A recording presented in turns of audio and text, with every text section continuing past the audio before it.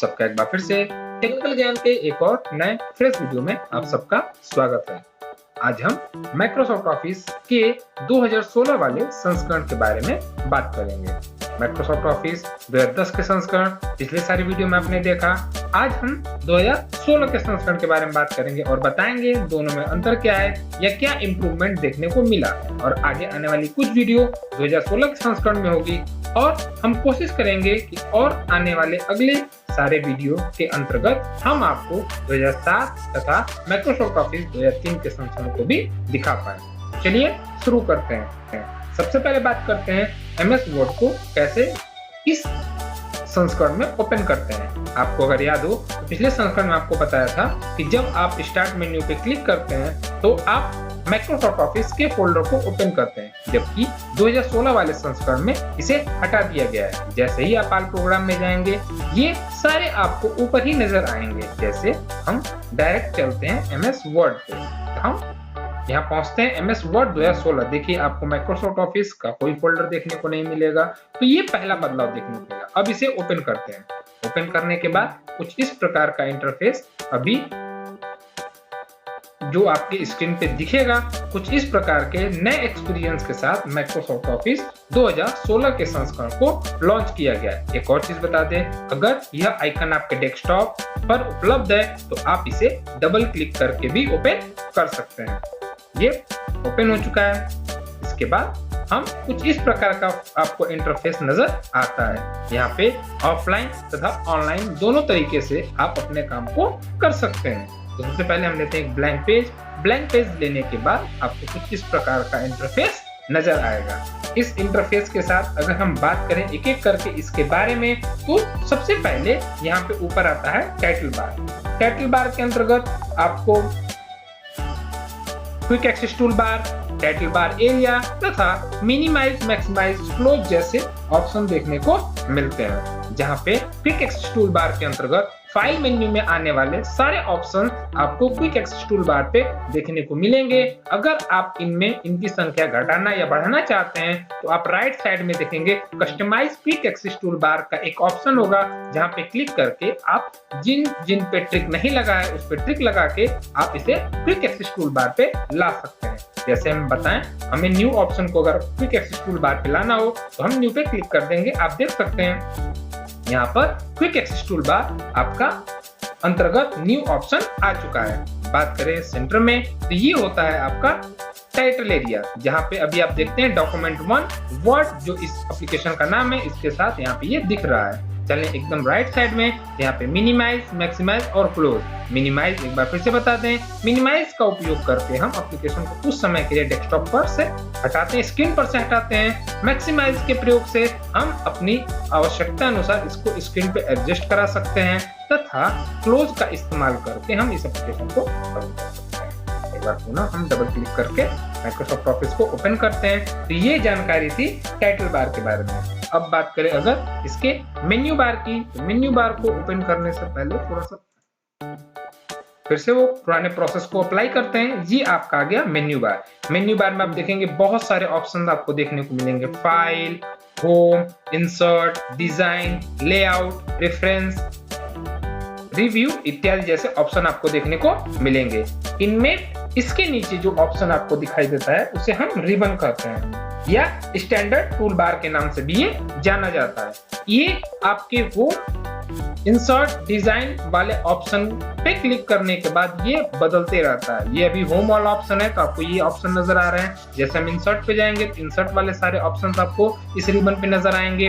Design पे जाएंगे तो डिजाइन वाले ऑप्शन नजर आएंगे, सिर्फ फाइल मेन्यू को छोड़ करके, क्योंकि फाइल मेन्यू का यूज जो है वो रिबन से नहीं होता है। तो सबसे पहले हम बात करते हैं फाइल मेन्यू की। अगर हम फाइल मेन्यू पे क्लिक करते हैं तो आपको देखिए कुछ ऑप्शंस देखने को मिलते हैं जो आपको 2010 में थे, लेकिन उन्हें हमें ऑप्शनली इस्तेमाल करना पड़ता था। यहाँ पे वो ऑटोमेटिक आ चुके हैं। जैसे सबसे पहले आपको इंफॉर्मेशन मिलती है, न्यू वाला ऑप्शन मिलता है, ओपन का ऑप्शन मिलता है। अब आप ओपन में देखेंगे तो रिसेंटली जिस ऐप अभी रिसेंटली जिन जिन आपने डॉक्यूमेंट को बनाया होगा उसके सारी चीजें आपको राइट साइड में यहाँ नजर आएंगी जो खाली स्थान है, या फिर अगर आपने सेव किया है तो यहाँ दो ऑप्शन देखने को मिलेंगे, पहला वन ड्राइव, दूसरा दिस पीसी। अगर आप वन ड्राइव यानी वन ड्राइव एप्लीकेशन या वन ड्राइव प्रोग्राम में अगर आपने अपना आईडी बनाया हुआ है तो वहां पे भी आपने सेव किया होगा, तो यहाँ से आप इंटरनेट के माध्यम से ओपन करेंगे। और दिस पीसी मतलब अगर इस पीसी के अंदर आपने सेव किया है तो वो ऑप्शन भी आपको यहाँ पे एक साथ देखने को मिलेगा। उसके बाद बात करें सेव की, ये पुरानी प्रोसेस। सेव का इस्तेमाल हम अपने डॉक्यूमेंट को सेव करने के लिए करते हैं। जब आप सेव ऑप्शन को ओपन करेंगे तो ये दोनों ऑप्शन आपको नजर आएंगे, जहाँ पे अगर आप चाहें तो वन ड्राइव में भी सेव कर सकते हैं और पीसी के अंदर भी सेव कर सकते हैं। दोनों में अंतर क्या होता है, तो वन ड्राइव में अगर आप सेव करेंगे तो किसी भी लैपटॉप पे आप अपने अकाउंट को एक्सेस करके उस डॉक्यूमेंट को प्राप्त कर सकते हैं, जबकि जिस पीसी में ऐसा नहीं होगा। ये आपके ऑफलाइन तरीके से आपके हार्ड डिस्क में सेव होगा। उसके बाद है सेव एज। सेव एज जैसा कि हमने पहले भी बताया था, सेव एज का इस्तेमाल हम अपने एप्लीकेशन को अपने डॉक्यूमेंट के नाम को बदल करके दोबारा सेव करने की प्रक्रिया सेव एज कहलाती है। इसके बाद प्रिंट, पेपर को प्रिंट करने के लिए, डॉक्यूमेंट को प्रिंट करने के लिए, शेयर, कहीं सेंड करने के लिए, एक्सपोर्ट, आप इसके डॉक्यूमेंट फाइल को बदल के पीडीएफ में कन्वर्ट करके आप इसे दूसरे रूप में भी रख सकते हैं। और आखिरी ऑप्शन है क्लोज। इसके नीचे दो और ऑप्शन आपको देखने को मिले, वो था आपका अकाउंट। अगर आपने इसमें लॉगिन किया होगा तो यहाँ पे आपको अकाउंट देखने को मिलेगा। तो ये जानकारी थी आपकी फाइल मेन्यू की। इसके बाद फाइल मेन्यू के बाद कुछ और एरिया हैं जिनके बारे में आपको बताना चाहें। रिबन से पहले वो है आपका ये व्हाइट एकदम खाली एरिया जो है, इसको हम टेक्स्ट एरिया के नाम से या वर्क प्लेस के नाम से भी जानते हैं। इसमें रूलर भी देखने को मिलता है, जो भी नहीं दिख रहा है उसको हम व्यू ऑप्शन में जा करके लाने की कोशिश करेंगे। देखिए रूलर पर हमने क्लिक किया, ये आपको रूलर नजर आ रहे हैं, जिसको हम स्केल भी कह सकते हैं, जहाँ पे आप अपने पेज के साइज को मापते हैं। इसका जानकारी होना बहुत जरूरी है आपके लिए, क्योंकि अगर आपको ये रूलर पता नहीं होंगे तो आप अपने लैपटॉप पे जैसे लिखेंगे प्रिंट आउट वैसा देखने को नहीं मिलेगा, क्योंकि रूलर के हिसाब से ही आपका पेज जो होता है वो प्रिंट होता है। इसलिए रूलर लाइन का ध्यान होना बहुत जरूरी है। इसके बाद आप चलें राइट साइड में, यहाँ पे सबसे ऊपर स्क्रॉल बटन होता है, उसके नीचे एलिवेटर होता है, उसके बाद सबसे नीचे जो होता है वो आपके और भी ऑप्शंस देखने को मिलते हैं जो कि यहाँ पे उपस्थित होते हैं। इसके बाद अब चलते हैं हम अगले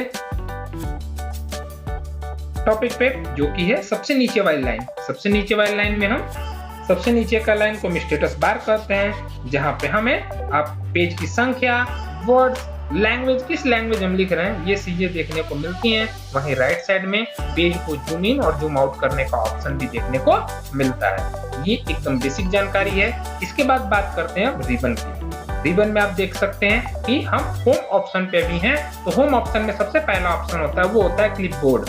क्लिपबोर्ड में आपको पेस्ट, कट और कॉपी जैसे ऑप्शंस देखने को मिलते हैं। यहाँ पे किसी भी लाइन को, किसी भी वर्ड को, किसी भी सेंटेंस को आप कॉपी करने के लिए इस क्लिपबोर्ड ऑप्शन का इस्तेमाल करते हैं। यहाँ पे भी आप देख रहे होंगे कि कट और कॉपी हाईलाइट नहीं है, क्योंकि अभी तक कोई अब किसी भी लेटर को कॉपी नहीं किया गया। अब यहाँ पे हम कुछ लिख लेते हैं, जैसे टेक्निकल हमने लिखा, और जैसे ही हम इसको कॉपी करेंगे, कॉपी करने के लिए आप जैसे हमने यहाँ सेलेक्ट किया, देखिए ये दोनों पॉइंट आपके हाईलाइट होने लगे।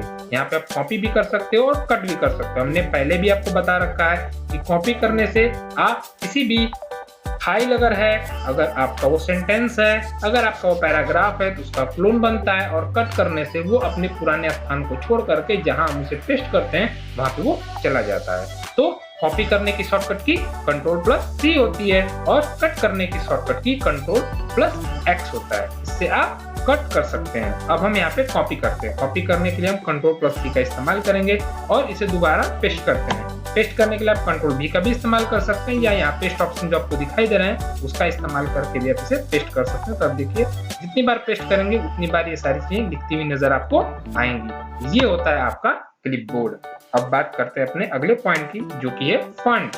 अब हम फॉन्ट की अगर बात करें तो फॉन्ट में सबसे पहला ऑप्शन जो होता है वो होता है फॉन्ट का डिजाइन। इतने सारे डिजाइन आपको देखने को मिलते हैं, इनमें से किसी का भी आप इस्तेमाल करके लिख सकते हैं। जैसे एक सिंपल सा अभी हम एक वर्ड लिखते हैं,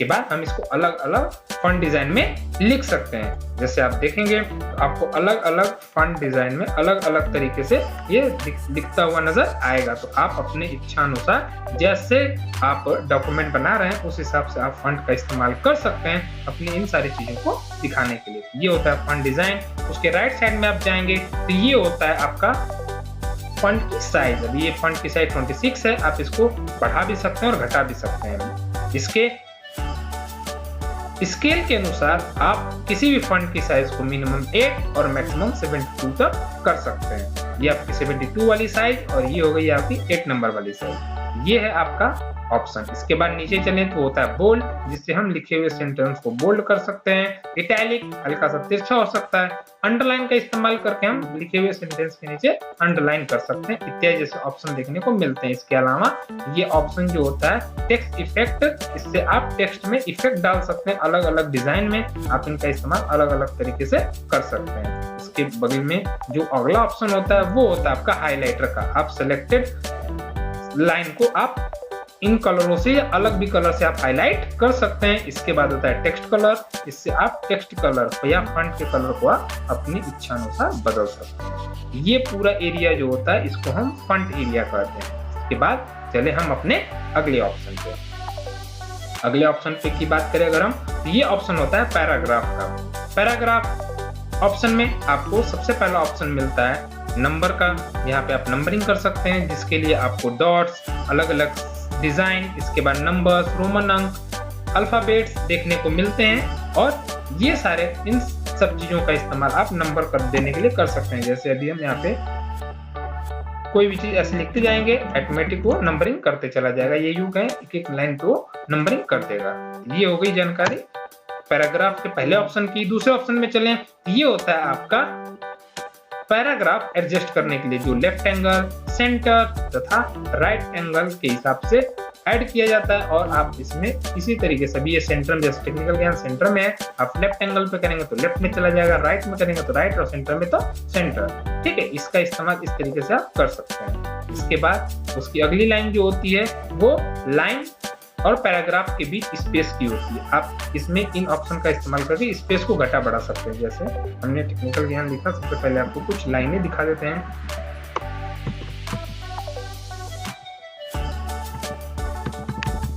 अब यहाँ पे आप देख पा रहे हैं, थोड़ा सा स्क्रीन को जूम करते हैं, ये गैप आप देख पा रहे हैं। इस गैप को आप चाहें तो इसी लाइन से घटा भी सकते हैं।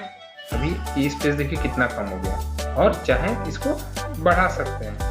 अभी आप स्पेस देख सकते हैं कितना बड़ा हो गया। तो ये स्पेस को मेंटेन करता है, यहाँ से आप स्पेस को मेंटेन करा सकते हैं। और उसके बाद आगे जो ऑप्शन होता है वो होता है आपके कलर का, जहाँ पे आप जितनी जगह आपने लिखने में इस्तेमाल की होगी उसके कलर, वहां पे आप कलर का इस्तेमाल कर सकते हैं बैकग्राउंड के तौर पे। और उसके आगे होता है बॉर्डर का इस्तेमाल आप भी कर सकते हैं। अगर आप जितनी जगह का इस्तेमाल या जितनी लाइन का इस्तेमाल किए उस तरीके से आप एक बार में बॉर्डर बना सकते हैं। ये जानकारी थी आपकी पैराग्राफ की। इसके बाद आता है अगला नंबर, वो होता है स्टाइल का।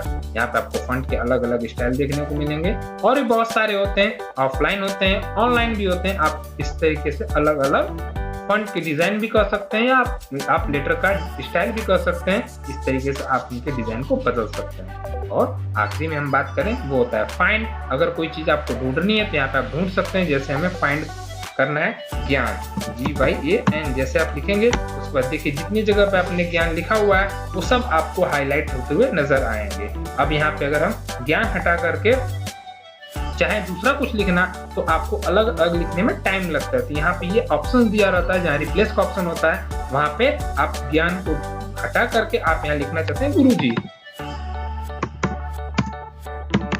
इसके बाद अलग अलग ऑप्शन हम आपको बता देते हैं। जैसे रिप्लेस करेंगे तो एक एक रिप्लेस करेगा, रिप्लेस ऑल करेंगे तो एक बार में सारा रिप्लेस कर देगा, और फाइंड नेक्स्ट करेंगे मतलब अगर आप किसी बीच में ज्ञान को छोड़ना चाहते हैं तो आप फाइंड नेक्स्ट कर देंगे तो बदल जाएगा। जैसे हम रिप्लेस ऑल करते हैं, देखिए सारे आपके बदल गए, ज्ञान की जगह गुरुजी आ गया। तो इस तरीके से ये आपके इस तरीके से आप फाइंड और रिप्लेस का इस्तेमाल कर सकते हैं। इसके बाद ऑप्शन होता है सेलेक्ट का।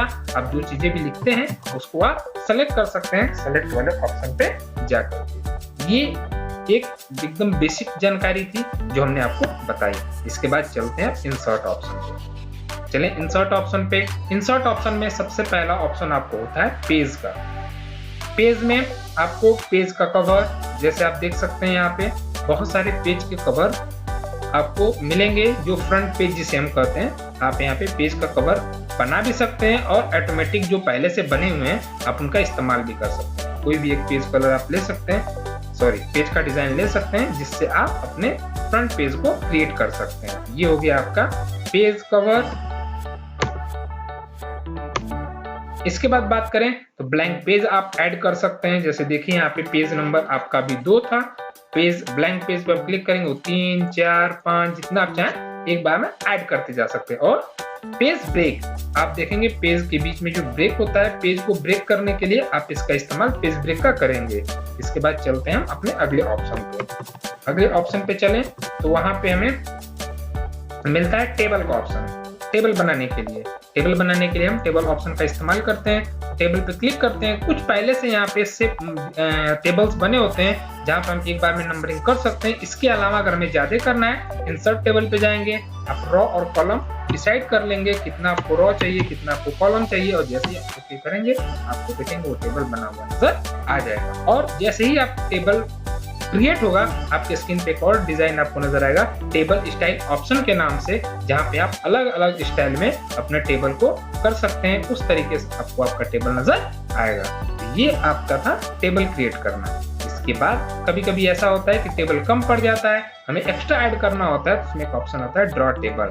यहाँ पे जहाँ टेबल आपको ड्रॉ करना है वहां पे इस पेंसिल का इस्तेमाल करके आप एक टेबल को एक्स्ट्रा ड्रॉ कर सकते हैं, या फिर बाहर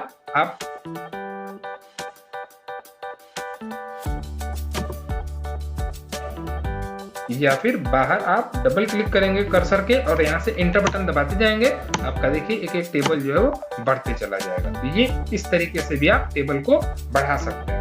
ये जानकारी थी आपकी इंसर्ट ऑप्शन में टेबल की। इसके बाद आगे चलें तो इसमें आप अगला ऑप्शन जो होता है इसके हिसाब से आप पिक्चर ऐड कर सकते हैं, ऑनलाइन पिक्चर ला सकते हैं, शेप का इस्तेमाल कर सकते हैं, जो कि हमने माइक्रोसॉफ्ट ऑफिस 2010 वाले संस्करण में बहुत ज्यादा इस्तेमाल किया था। स्मार्ट आर्ट चार्ट का इस्तेमाल कर सकते हैं और स्क्रीनशॉट भी आप स्क्रीन का ले सकते हैं। इतने सारे ऑप्शन आपको देखने को मिलेंगे। फिर आप ऑनलाइन वीडियो, हाइपरलिंक, बुकमार्क जैसे header, folder, page number, text book सारी चीजों का भी आप इस्तेमाल कर सकते हैं, जिनको आगे जब हम प्रैक्टिकल 2016 वाले संस्करण पे करेंगे तो आपको बताएंगे इनके बारे में। तो ये इसके बाद आगे बढ़े हम, वो होता है डिजाइन की, जो हमने आपको बताया था। इसका हमने इस्तेमाल बताया था पावर पॉइंट में, जब आप पेज के डिजाइन को सेलेक्ट कर रहे थे तो एक बार में वैसे ही आप यहाँ पे भी पेज के डिजाइन को सेलेक्ट कर सकते हैं। आपका थीम जो है उसी तरीके से हो जाएगा। ये होता है आपका थीम, जिससे आपके सारे टाइटल उस थीम के अकॉर्डिंग चेंज हो जाएंगे। उसके बाद उसके आगे बढ़ोगे तो उसी थीम के आप कलर को बदल सकते हैं, फॉन्ट को बदल सकते हैं, मतलब जो थीम है उसमें आप बदलाव कर सकते हैं। उसके लिए ये सारे ऑप्शंस आपको दिए रहते हैं, जिसे डॉक्यूमेंट फॉर्मेटिंग के नाम से हम जानते हैं। इसके बाद पेज बैकग्राउंड वाला ऑप्शन में आप watermark, page colour, page border का इस्तेमाल कर सकते हैं। ये था आपका डिजाइन ऑप्शन। इसके बाद चलें आगे, जो होता है पेज लेआउट का, जहाँ पे पेज सेटअप ऑप्शन होता है, जहाँ पे आप पेज के साइज को बदल सकते हैं, पेज में कॉलम ऐड कर सकते हैं, तथा पेज को हॉरिजॉन्टल तथा लैंडस्केप मोड में रख सकते हैं। मार्जिन आप पेज की घटा सकते हैं। इस तरीके के ऑप्शन आपको देखने को यहाँ पे मिलते हैं। और उन्हीं से एक हिसाब आपको मैन्युअली ऑप्शन भी देखने को मिलता है, जिससे आप पैराग्राफ की लाइन को घटा बढ़ा सकते हैं। तो ये एक बेसिक जानकारी थी माइक्रोसॉफ्ट ऑफिस 2016 वाले संस्करण की। उम्मीद है वीडियो आपको पसंद आई होगी। हमें जरूर बताइएगा वीडियो आपको कैसा लगा। इस संस्करण 2016 के अकॉर्डिंग प्रैक्टिकल भी करके बताया जाएगा और आप उस अंतर को समझ पाएंगे 2007, 2010, 2016 तथा माइक्रोसॉफ्ट 2003 वाले संस्करण को, जो क्रमशः एक एक करके आपके सामने लाया जाएगा। उम्मीद करते हैं जानकारी आपको समझ में आई होगी। मिलते हैं अगले वीडियो में एक और नए रोचक जानकारी के साथ। तब तक के लिए आप सबका बहुत बहुत धन्यवाद। घर पे रहें, सुरक्षित रहें।